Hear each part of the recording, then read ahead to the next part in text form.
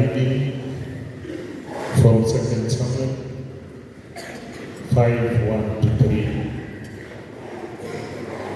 They anointed David king over Israel. A reading from the second book of Samuel. In those days, all the tribes of Israel came to David at Hebron and said, "Behold, we are your bone and flesh. In time past, when Saul was king over us, it was you that led out and brought in Israel. And the Lord said to you, you shall be the successor of my people, Israel, and you shall be the prince over Israel." So all the elders of Israel came to the king at Hebron, and King David made a covenant with them at Hebron before the Lord. And they anointed David the king over Israel. The word of the Lord. Thanks be to God. The responsorial psalm. The response is, let us go rejoicing to the house of the Lord. Let us go rejoicing to the house of the Lord. Let us go rejoicing to the house of the Lord. Let us go rejoicing to the house of the Lord. Let us go rejoicing to the house of the Lord. Let us go rejoicing to the house of the Lord. Let us go rejoicing to the house of the Lord. Let us go rejoicing to the house of the Lord. Let us go rejoicing to the house of the Lord. Let us go rejoicing to the house of the Lord. Let us go rejoicing to the house of the Lord. Let us go rejoicing to the house of the Lord. I rejoiced when they said to me, let us go to the house of the Lord. And now feet are standing within your gates, O Jerusalem.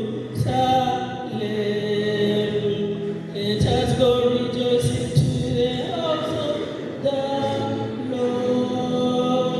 Let us go rejoicing to the house of the Lord. Let us go rejoicing to the house of the Lord. Let us go rejoicing to the house of the Lord. It is there that the tribes go up, the tribe of the Lord. For Israel's witness it is to praise the name of the Lord.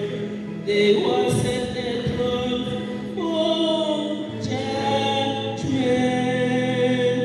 the thrones of the house of David. Let us go rejoicing to the house of the Lord. Let us go rejoicing to the house of the Lord. Let us go rejoicing to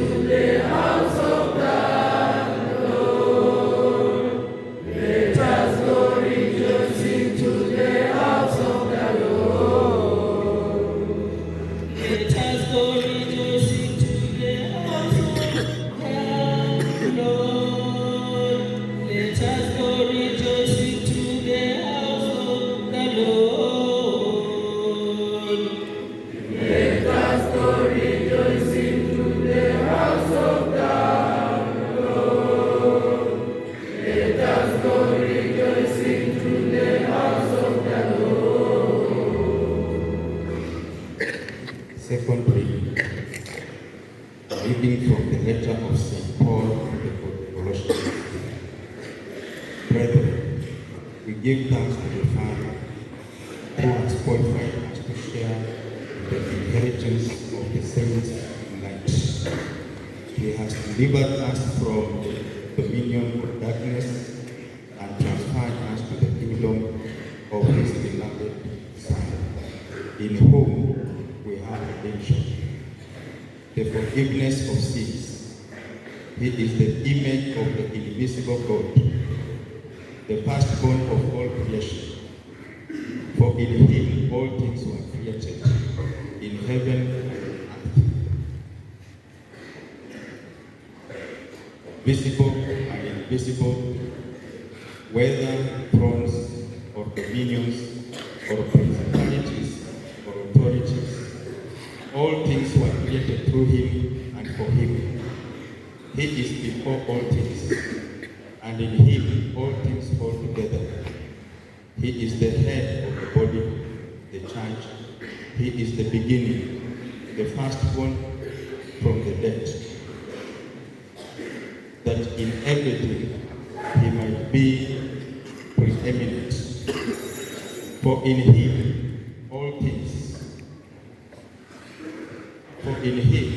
all the fullness of God was pleased to dwell, and through him to reconcile to himself all things, whether on earth or in heaven, making peace by the blood of his cross, the word of the Lord.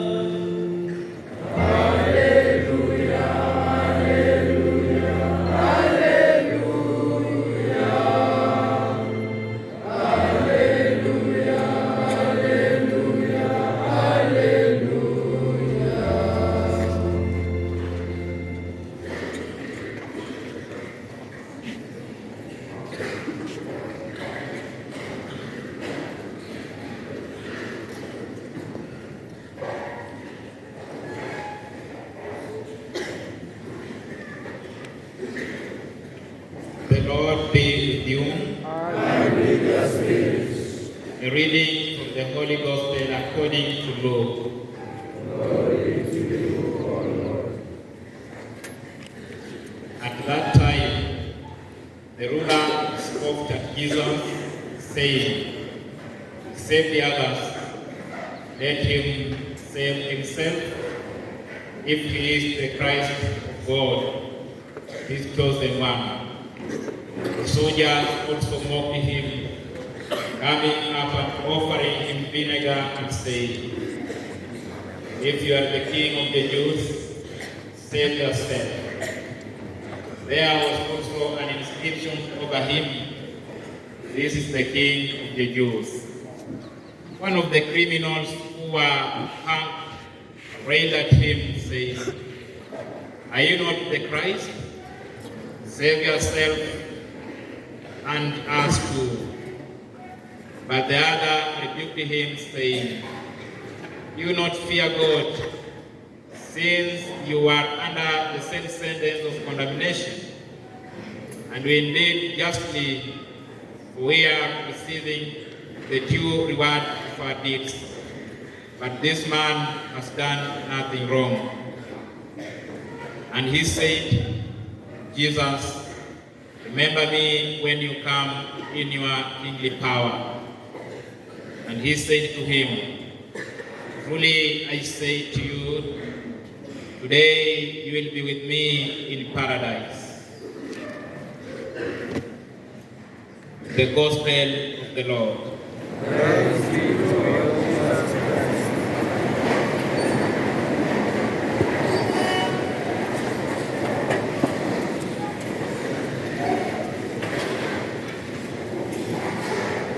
God is good all the time.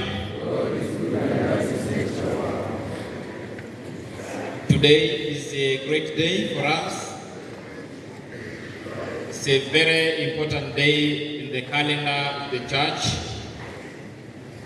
And for us also, St. Luke's here, it's a very great day because we are nearing the closure of the year. And also we are being led by our teachers in the liturgy. And so it's a very important day. It's a day to be happy, to be joyous. It's a day to be proud of. And today we are celebrating the solemnity of Christ the King. This solemnity is of great significance in the life of the church because it marks the end of our liturgical year and the season of the ordinary, and it ushers in a new season of Advent, which we shall be beginning next Sunday. And the same celebration also ushers in a new liturgical year. We have been dealing with the year C, and now this celebration welcomes in year A. That's the cycle of the church, year A, year B, and year C. And so it's a very important day.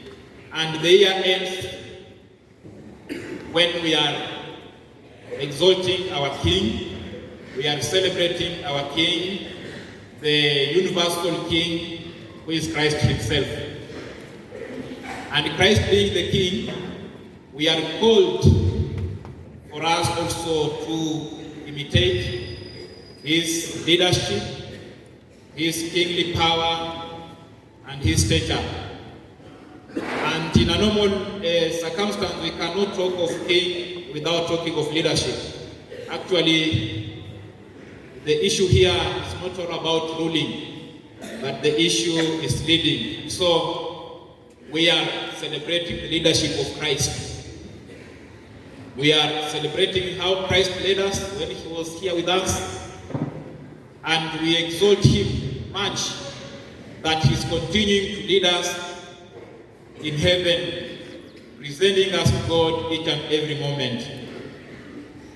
And leadership is what we get in all readings today. The first reading from the book of Samuel, people have gone to David and they tell David, we want you to be our king because you are from our tribe, you are our own. We want you to lead us. And David accepted to lead the people of Israel. And this one is of great significance for us who are leaders, because each and every one of us is a leader in one way or another. Let us today not concentrate too much on the leaders of the country, of the church, but all of us. I know we have been given an opportunity in one moment in life, and we have led. And if you have not been given an opportunity, that opportunity will come, and we shall lead people.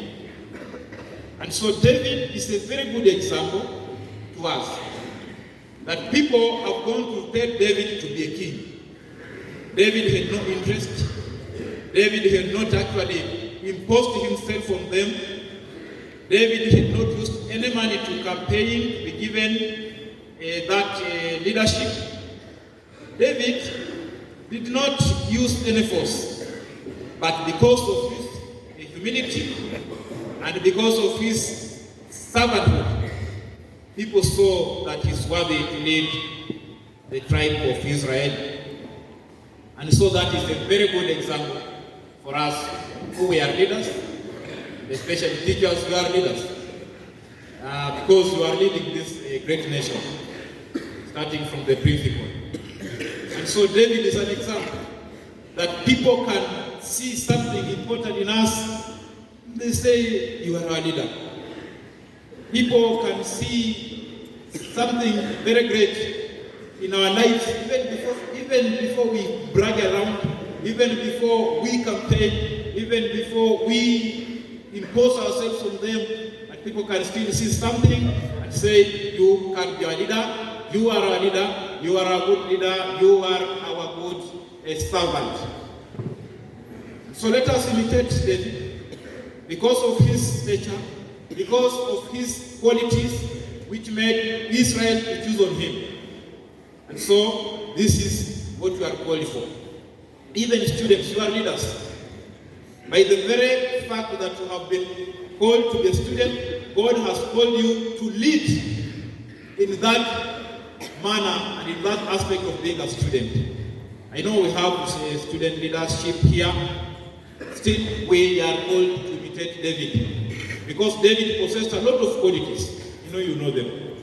And some of these qualities are the one which made people to say, no, this one is a worthy servant. Let us go for him. And they went for him, and David became their leader, and they led them. He led them, but not perfect. And that is why the leadership that we have is actually a participation in the leadership of Christ himself.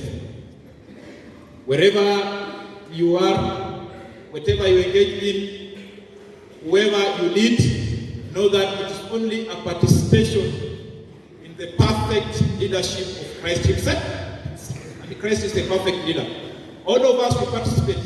All of us, we actually try to imitate the leadership of Christ himself.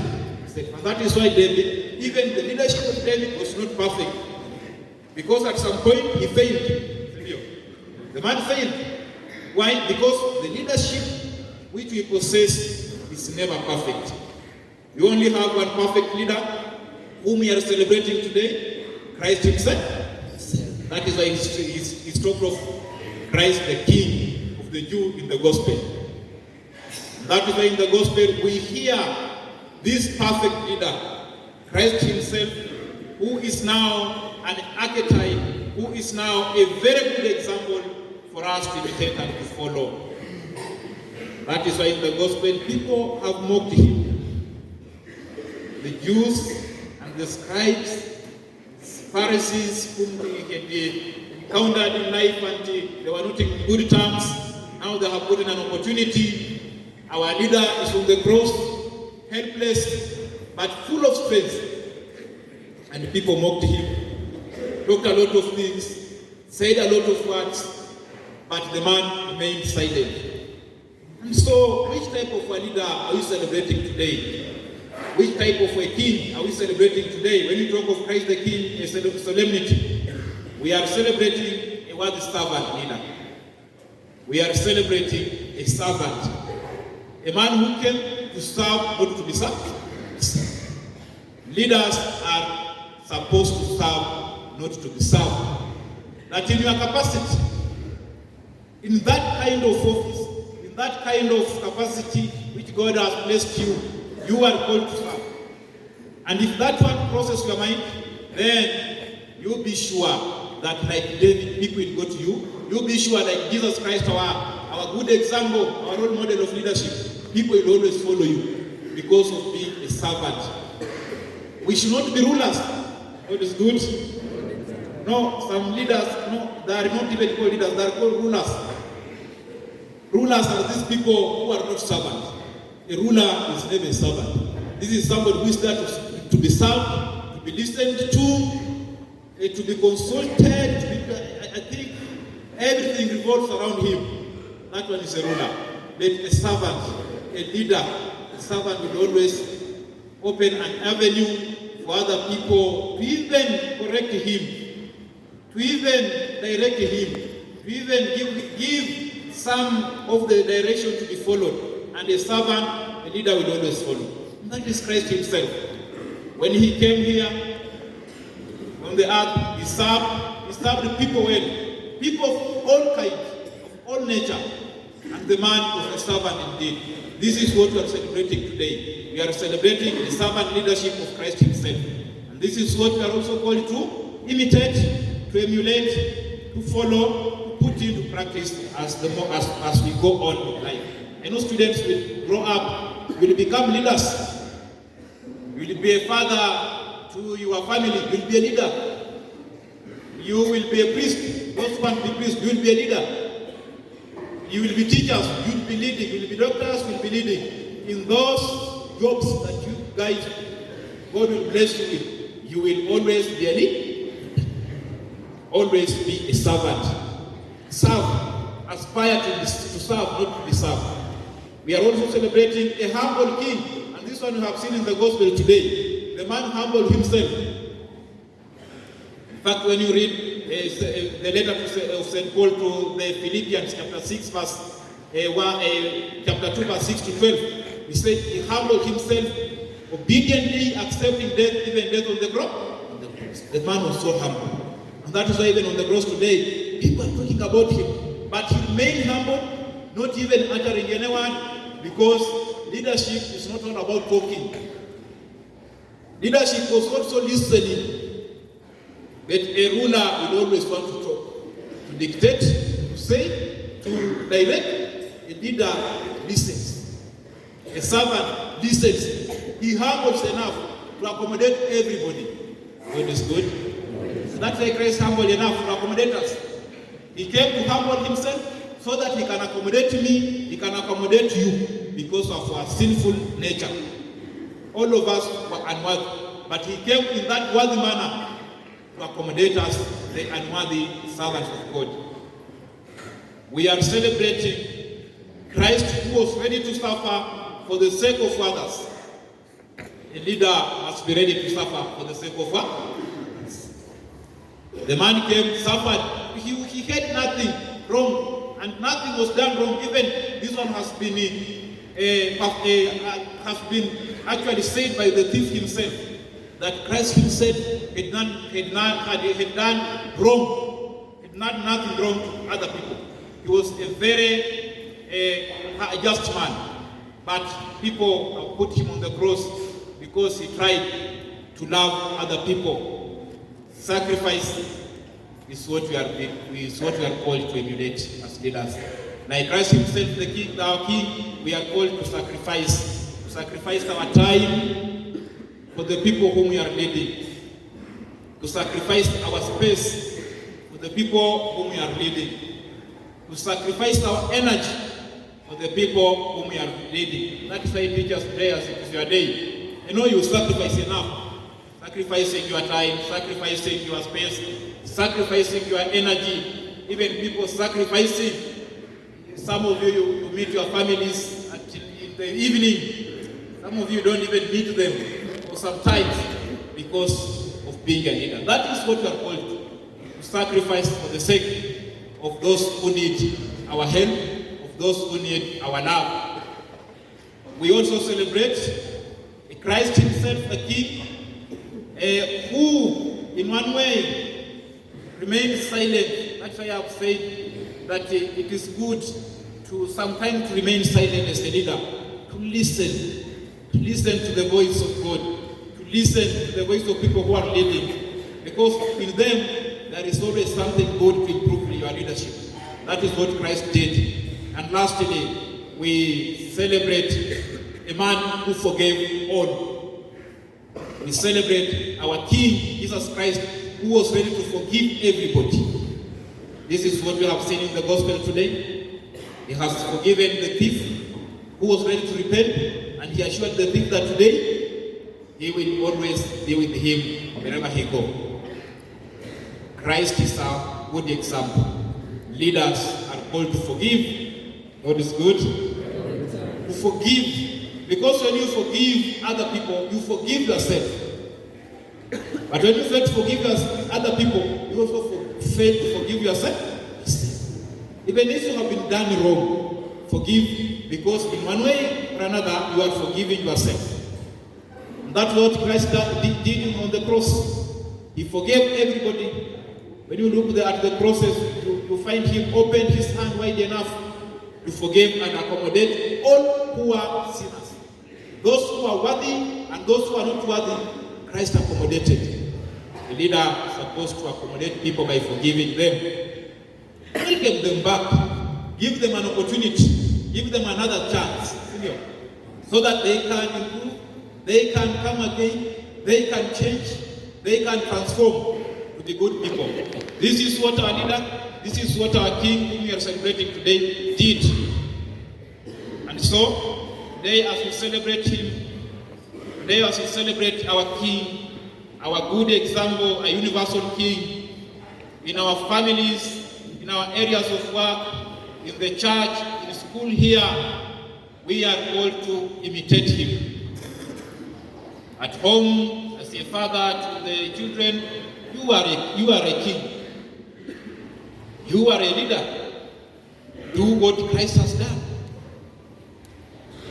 Mother at home, you are a queen. You are a leader. Do what Christ has done to his people. Children at home, you are kings and queens. Because in that capacity, you have been given to be responsible as a child. And so, be like our king, our role model. And so, are we worthy? Are we worthy to be and to imitate and to fit in the shoe of our role model king, Jesus Christ himself? Are we worthy to persevere the way he persevered in our families, in our school here? Are we worthy? Are we ready to persevere the way he did? Are we ready to unify? Are we ready to unify that which is broken? And that is what we did. We have found in the second reading. Paul says he came to reconcile us with God. That was his work. And so a leader is called to be an agent of reconciliation. That to bring peace. You should not be an agent of enmity, but you promote peace and reconciliation. Among the people whom you lead, even among yourself, you promote peace. Even at home, mother, father, be an agent of peace. Be an agent of reconciliation. Children, be an agent of reconciliation. Even in school here, be an agent of reconciliation. That one we shall be now imitating Christ himself, who came to reconcile the world with God.